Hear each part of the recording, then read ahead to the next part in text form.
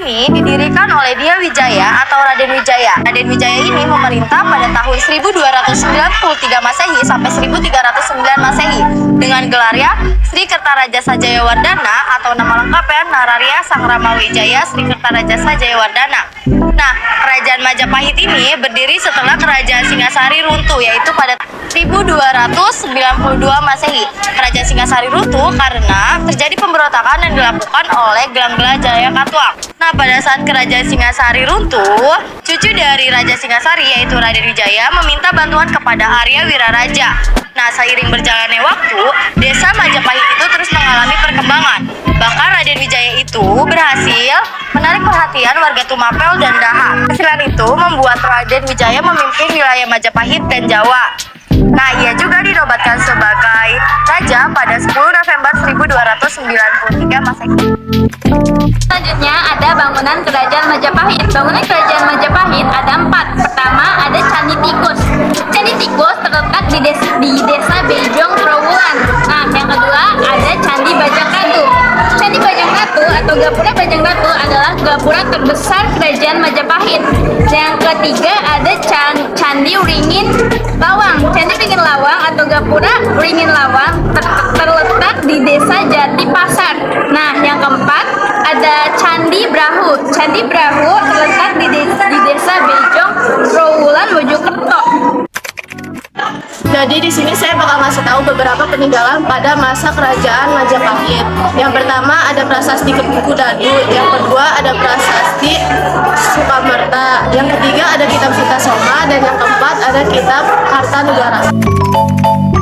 Meskipun sering memberontak pada tahap awal, Kerajaan Majapahit tumbuh menjadi kerajaan terbesar di Nusantara. Kerajaan datang ketika dipimpin oleh Hayam Wuruk selama 39 tahun. Hayam Wuruk dan Gajah Mada telah berhasil membuat Panji Majapahit terlihat di seluruh Nusantara. Bahkan Semenanjung Malaka, Majapahit juga memiliki armada laut yang tangguh di bawah pemimpin Nampun Nala. Berkat berkuatan dan strategi militernya, Majapahit mampu menciptakan stabilitasnya di wilayahnya. Senjata perang Kerajaan Majapahit ada 4 macam. Yang pertama ada meriam cetbang, yang kedua ada senjata keris sunginan, yang ketiga ada senjata condong campur, yang keempat ada senjata keris tenaga sastra.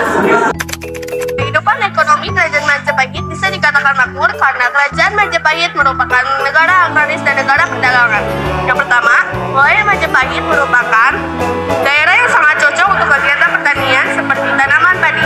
Yang kedua yaitu perdagangan yang ada di wilayah pelabuhan-pelabuhan di Pantura atau pantai utara Jawa yang merupakan tempat berkumpulnya komoditas rempah-rempah yang didatangkan dari Maluku.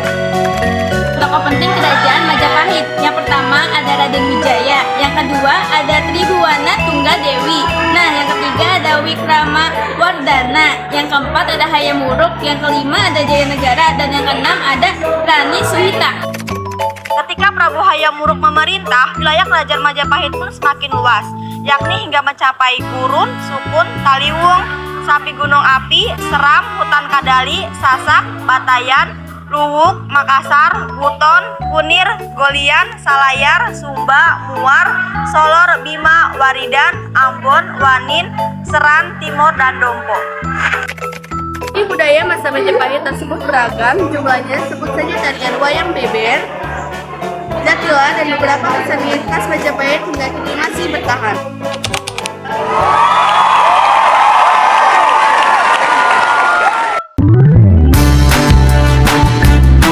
Hai teman-teman, ketemu lagi dengan channelnya Fariza and Family.